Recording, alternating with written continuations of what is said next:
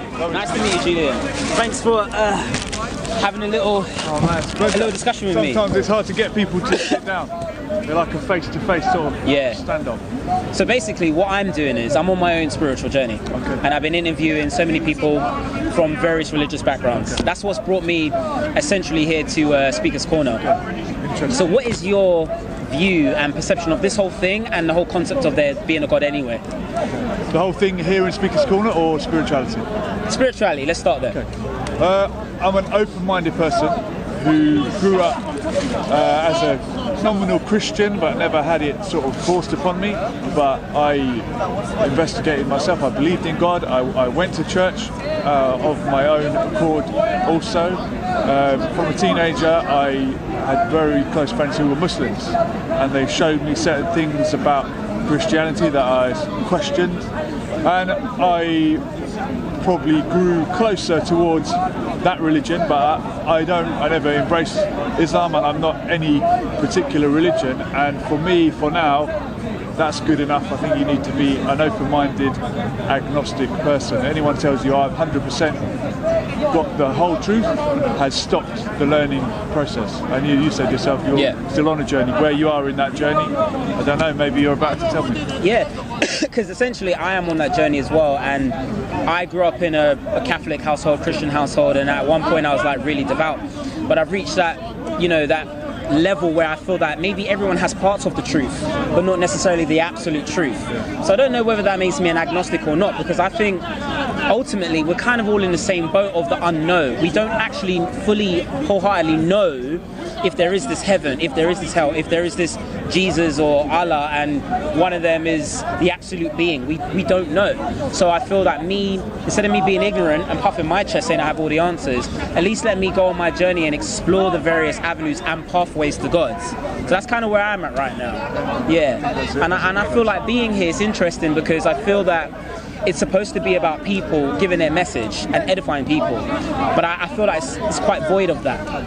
It's become confrontational, it's become dominated by religion. From what I understand, Speaker's Corner used to be about people with different opinions coming to share different views. Now it seems to be dominated by religion, people that want to win the argument rather than actually have an exchange and actually learn from each other. It's just become sort of competitive, and nothing puts me off religion more than that sort of I'm trying to win attitude, and you're going to hell and I'm going to me that's very, very negative. So do you believe there is you're not an atheist, you're not agnostic? I would say I'm an agnostic. But why do you feel like people need to have this idea of there being a God? Do you feel like it gives them a sense of purpose and direction and comfort? I think so, and the fact that every culture ever has come up with one would suggest that it's innate within us. If something is the same across all cultures, that suggests that biologically we're determined to come up with it. So I would suggest it is something in our DNA that tells us there is something more. Like atheism has come and gone, it's been enforced via communism, and when the Berlin Wall collapsed, Christianity came back overnight, and Russia is a Christian country again. So it's in our DNA to question and look for a greater purpose, whether you call that God, Allah, or Jehovah, I don't think it matters. Yeah. Anything you want to ask me? Which direction are you being drawn towards, if any? That's a good question. I feel ultimately people are drawn towards what they started out with the most. So essentially, I would be more drawn towards the Christian doctrine because that's home for me, and home is familiar, and with that I understand it and I know it very well. However, through my spiritual journey, it's quite tough. So I'm more drawn towards that, but I'm still open to learning and understanding various things, because I think we all belong to things by default. Me being born here, coming from a Caribbean background, I'm more likely going to be Christian. But if I was somewhere else in East Asia, I could be Buddhist. I was going to ask about the background, and it's Caribbean. Yeah. Which islands, if you don't mind me asking? Jamaica. Okay, because from what I understand, the Rastafarian movement, which began in the Caribbean. Yeah.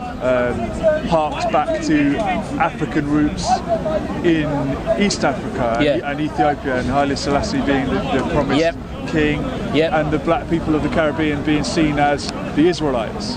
So that's like harking back to a Jewish culture in a way, or being the true Israelites. In America, the African Americans, so-called, had the Nation of Islam, which harked back to an Islamic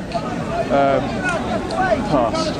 So it seems to go one way or the other. Does that ring a bell with you? It does ring a bell. I know they with the. In what sense? With the African Americans, Haile Selassie was the Caribbeans, and it was. Is it Muhammad something? Muhammad? Malcolm X followed him. Malcolm X, Elijah Muhammad. Elijah Muhammad. It was Dr. Fard. Was it Wallace Fard? There's various It's a mysterious guy, and they're not even sure where he came from, or if indeed he was a black man. I just feel like, personally, we're all in the same boat. Like, they're arguing right now, but we just don't know. And I feel like this is closing more bridges than it is creating pathways for us to connect and unite as human beings. And I feel that if you have a religion, if that is your gateway to peace for you, then I'll settle with that. But it's when the imposing comes on where I have a problem. So that's what I have to say, really. It's been a pleasure. Thank you. And, I hope we do this again.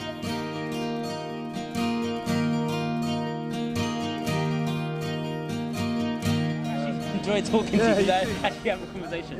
Thank you. Jason.